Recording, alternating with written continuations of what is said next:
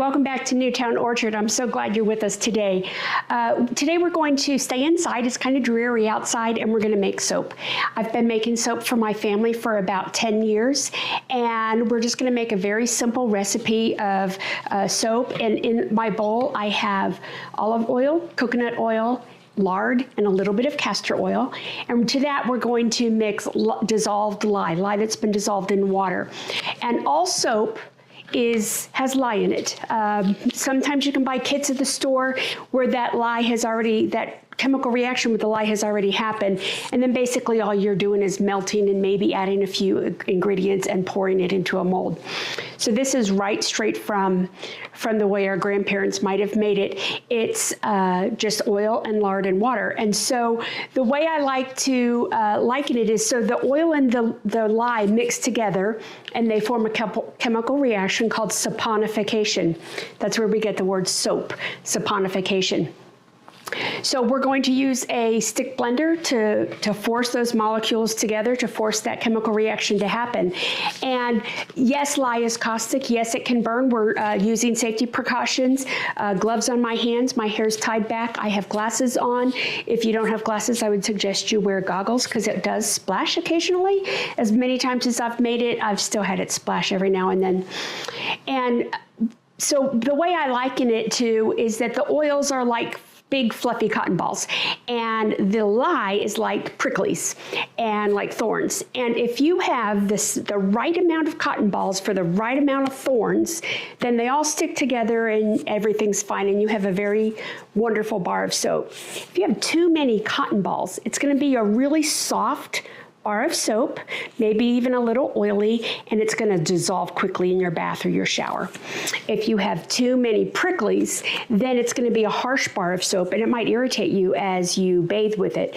So that's why you have to use a really good recipe. When you do it, double check all of your ingredients and your measurements. I use a scale, and I weigh according to grams. It's much more precise than trying to figure out ounces. And there are calculators online. You can look for a soap recipe calculator or a lye calculator to make sure that you get all of your measurements exactly perfectly correct. So what I'm going to do is I'm going to use my stick blender, and I'm going to force that chemical reaction. So into my bowl, I have the oils, and I'm going to pour the mixture of lye into the oils. And I'm pouring it on the shaft to make sure that I don't cause air bubbles or anything like that. I really don't want to. So I'm gonna make sure, I'm gonna burp my stick blender, so that's just going to make sure that there's no air bubbles underneath it. And then I'm going to have a combination of mixing the air bubbles, mixing the batter with the motor part of the stick blender, and then using just the stick blender to go by hand.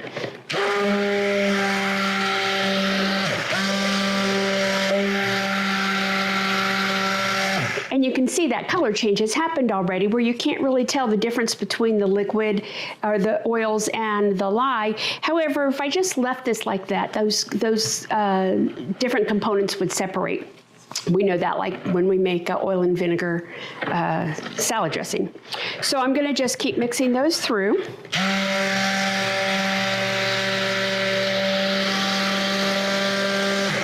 What I'm looking for is what's called light trace. That's when the liquids are very emulsified. There's no difference in colors. You can't see the ribbons. And if I lift the stick blender, then the drops that form, I can see where those drops were. And right now I don't have that, so we're just going to keep mixing.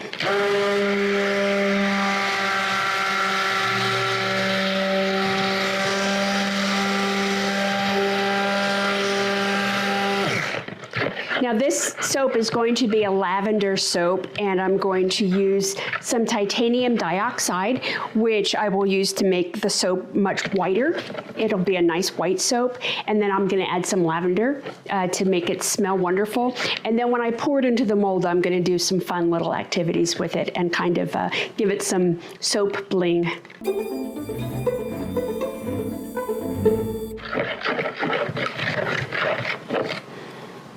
Okay, I can see, it's probably not easy to show up on the camera, but I can kind of see where the dots are. They fade very quickly. We're getting really close. Actually, right now is what I'm going to do is I'm going to go ahead and add my color. I'm going to add the titanium dioxide. You have to be very careful when you add different things to your soap because the chemical reaction will speed up that trace, or it could cause what's called false trace. There's a lot of little things that could happen. And I know that titanium dioxide doesn't. So I'm putting titanium dioxide in at about 1 teaspoon per pound of oil. And that's going to give me a nice white soap. If you put too much in, it will make it more of a chalky bar of soap, and I don't want that. So I'm going to blend it a little bit more, and then we'll add our fragrance. And although you can tell against the white bowl that the batter is still not quite white, as it cures, as it hardens, it will get much, much whiter.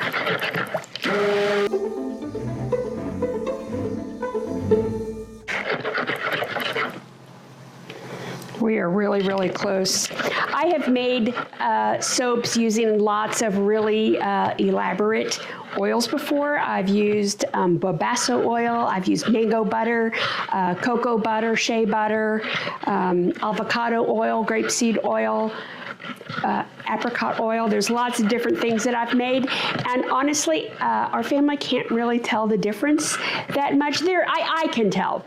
But for the most part, we can't tell. And because of the cost of it, we just prefer to keep it very, very simple. This is lard that, it comes from pigs. We have friends that render or that butcher their own pigs, and we get their lard from them, and we render it here ourselves, so we know it's really good lard. Lard is very, very soothing to the human skin. It's almost the same chemical makeup.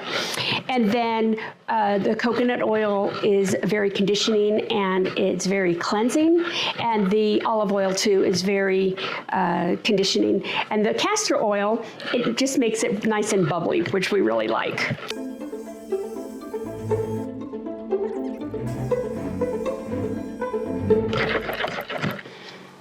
Okay, I'm going to go ahead and add my my lavender in, and then use the stick blender again to mix all that.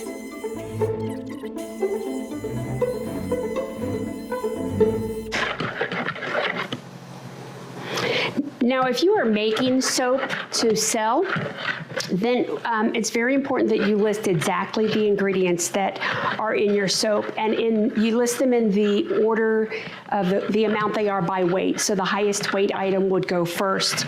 And that's really important because people who have nut allergies, there are some people who have such severe nut allergies that they can't have coconut oil in their, or coconut oil in their soap. Some people are really opposed to having lard in their soap. If you use fragrance oils versus essential oils, that needs to be listed in there as well. It just makes it so that your consumer buys exactly what they want, and it's very important that you label those correctly.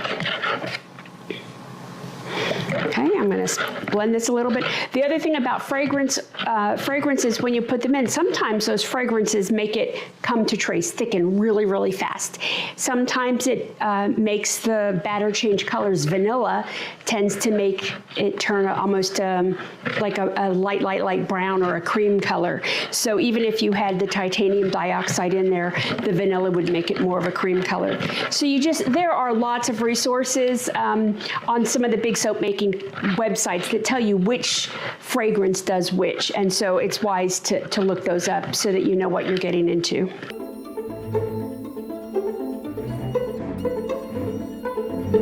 Got a little air in there, not the best thing. Let's get that air out. Weird. So you don't want to rush this process. You don't want to say, oh, that's good enough, because then you're not going to get the kind of saponification you want, and your soap is just not going to come out as good as it could. So spend the extra time to blend it. And if I just sat here and waited, it would get a little bit thicker. That's why I go back and forth with the stick blender. If I use the stick blender constantly, you'd burn out the stick blender, and I know that from experience. In fact, when I make soap, I generally have 2 stick blenders available so that I can, if I burn one out by chance, then I have another available.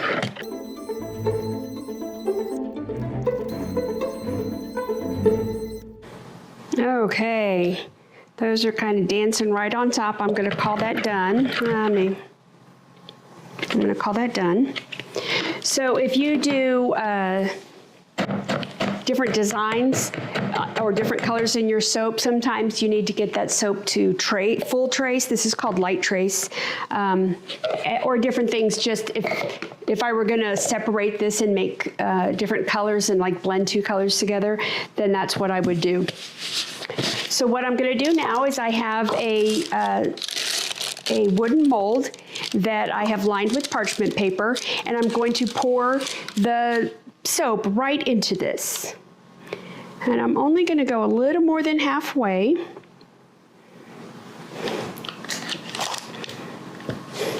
And then the other day I made some purple soap, and I'm going to take that purple soap, since this is lavender, and just put some of this lavender right into the soap.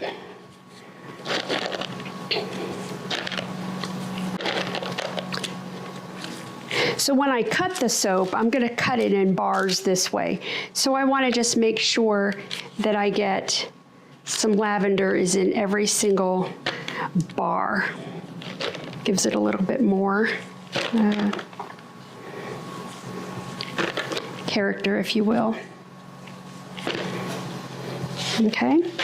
Now I'm going to take that loaf and I'm going to bang it, just in case if there's any air bubbles that they'll come up. I'm going to pour some more soap in.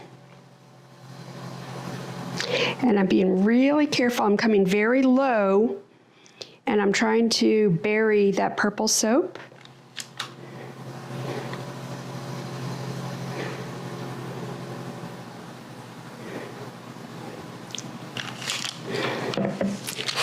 Again, I'm going to pound, and I'm going to put some more purple in there.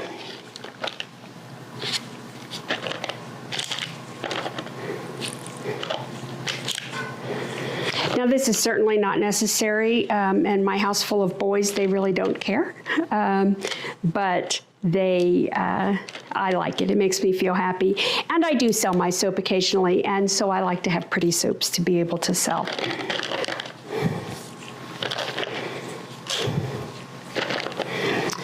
If you've never made soap before and you really want to make soap, if you're one of those hands-on learners, find somebody who's having a class. We have classes here usually about once a year, and we'll bring 6 or 8 people in and make probably 4 different recipes of soap, and everybody goes home with some soap. But honestly, there's so much out there that you could just teach yourself if you're one of those didactic learners and can just learn by watching videos or reading. The worst part is, or the biggest suggestion I have is, don't be intimidated, just try it. So I'm going to pour the rest of this soap now on top of the purple, and again, I'm staying very low so that it will cover. If I come up high, then the soap will have more force going down, and it won't cover those purple. It'll push them down more, and I don't want that. Okay, I'll just use my scraper to scrape the extra soap right into the mold. And I don't know if you can tell, you can see where I'm pouring it. That's where the soap is definitely getting thicker. It's going to trace, and that's okay. So all of the tools that I use that are plastic, I use them only for soap. And the metal or glass ones that I use, I feel very comfortable washing them. I'll reuse them for other household things. Different people have different takes on that, and that's just what we've chosen to do for our family. I'm going to give it a little tap again, and then take a few more and just put them very sparingly across the top to just give the tops of the bar a little bit of character.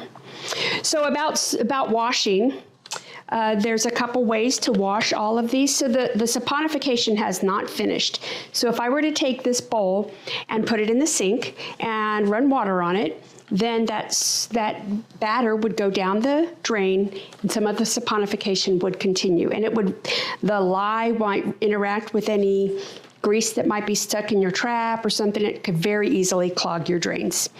So you can take paper towels and old rags and rinse or wipe out everything really well and then rinse it. But what we choose to do is I just pile everything up and I put it in the sink in our mud room, or sometimes I'll put it in a bathtub that's not being used, and I just let it set for 2 days. And in those 2 days, all the saponification, all the chemical reaction will happen. And I will, then I can just wash it just regularly, and that's not a problem at all. I've put them in the dishwasher, but you just don't want to do it with fresh batter.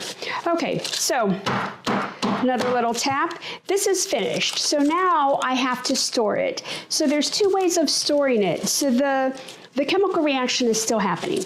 And the temperature, we started out with the lye and the oils being right about 110, 115 degrees. As the chemical reaction continues, that temperature will get hotter. And that will help your soap do what's called the gel phase. So the soap will become kind of translucent. And that gel, whether it gels or doesn't gel, that doesn't change the soap. It's just the look of it. And I like gelled soap. But for this soap, because I have the titanium dioxide, I don't want it to gel. So I want to get this as cold as possible. If it were later in the evening and I knew we were going to have really cold overnight temperatures, I would just put some plastic wrap around it and put it outside. But because it's still, we're about 50 degrees, maybe 45 degrees, not quite as cold as I want it to be. So what I'm going to do is I'm going to put it in the refrigerator. That will slow the chemical reaction down. So instead of this being ready to unmold in 1 day, it might take 2 days. It'll slow the chemical reaction down, but it will prevent it from going into that gel phase. And yeah, that's really just about it. So we'll bring you back when we go ahead and pull this out of the refrigerator and cut it, and we'll let you know. So it's been 2 days, and let's see what the soap looks like. When you just touch it, it's nice and firm. So I'm going to use the paper and pull it out of the mold.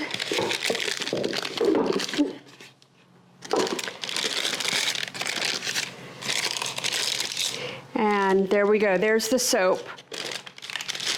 So I have a soap cutter, and this is a little jig. I can change the size of my soap, and we like it to be about, I think these are each 1 centimeter, the little lines in here, and I like it to be about 3 centimeters big. We tend to like chunkier soaps. I do sell my soap too, and my customers like them a little bit chunkier as well. So I'm just going to get it nice and square in here. And then I'm going to take my soap, and if I put it in this way, it's hard to, what I'm going to do is I'm going to take my blade and I'm going to line it on top, and I'm going to go between these lines. And when if the soap is up like this, it's harder to do. So I'm going to take it and put it on its side. I'm going to pull it flush to my side. Oh, this is still quite big. All right, we're just going to have to wing it and just push it straight down and then pull that. So this is a soft soap for right now. It's going to take a little bit longer to cure. So you can see the purple swirls. The soap is not quite as white as I would have really liked it, but I was afraid if I put too much of that titanium dioxide, it would have made it more chalky feeling, and this is perfectly okay for me. So I'm just going to cut it. And like I said, this soap is not ready to be used. It needs to set out for, probably 6 more weeks before it gets all good and dry. If you can see the blade, it's like sticking to the blade, and we'll see if that causes a problem. The problem is if you wait too long to cut it, it gets so hard and it's very difficult to cut. I'm not real excited about the way the purple is looking, but there's a trick, is that when after the soap is cured for another, maybe another week, you take the bar and you actually wash it. You run it under water, and all of that roughness on it can just all get washed away. It is kind of cute having the little flecks in there. And because this is already sat for 2 whole days, it's not caustic. The lye is not going to burn me. If I use this in the shower today, it would really just dissolve very quickly. It's not going to burn.